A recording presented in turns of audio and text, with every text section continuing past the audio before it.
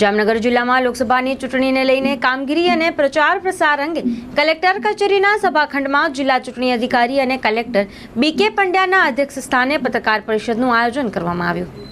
હા, આપણા ત્યાં જામનગર જિલ્લામાં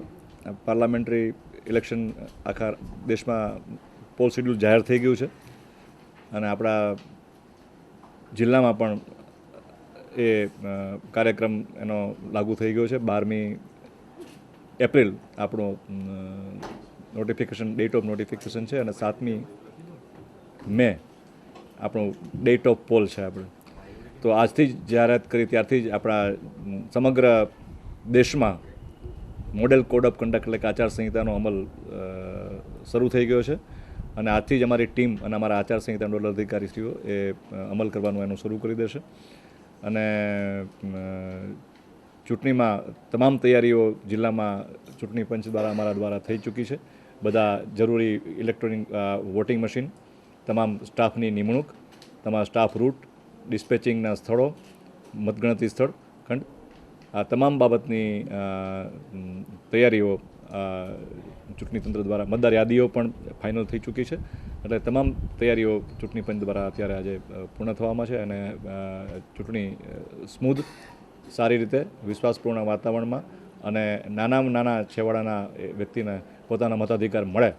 અને એને કોઈ અગવડ ન પડે મતદારને, એ તમામ આજે જે માનનીય મુખ્ય ચૂંટણી કમિશનરશ્રીએ જે પ્રમાણે વાત કરી છે એ પ્રમાણે અમલ કરવા માટે જિલ્લા વહીવટીતંત્ર પણ કૃતનિશ્ચયી છે. સી વિજિલ એક એપ્લિકેશન બનાવી છે ભારતના ચૂંટણી પંચે, જે આપણા એન્ડ્રોઈડ અને એપ સ્ટોર ઉપર બંને ઉપર અવેલેબલ છે, ડાઉનલોડ થઈ શકે છે અને એ એપમાં કોઈ પણ તમારે આચારસંહિતાનો ભંગની કોઈ બાબત જોવા મળે તો એમાં તમે એ એપથી તમે એનો રેકોર્ડિંગ કરી ફોટોગ્રાફ પણ પાડી શકો છો, નાનો એ 5-7 સેકન્ડનો વિડીયો પણ ઉતારી શકો છો અને એ ઉતારીને સબમિટ કરવાથી એના લોકેશન ત્યાંના લોન્જિટ્યુડ એલિટ્યુડ મળી જાય છે અને આમ તરત જ અમારી ફ્લાઇંગ સ્કોડની ટીમ છે એ સ્થળ પર પહોંચીને નિકાલ કરે છે. નિકાલ કરીને એને એપમાં જ એનો ઇન્ફોર્મેશન પણ મળે છે કે આની એક્શન શું લેવાયા છે. મતદારો, આપણા જિલ્લાના મતદારોની વાતની આપણે કરીએ, આખા કોન્સ્ટિટ્યુન્સીની વાત કરીએ, આપણી 12 જામનગર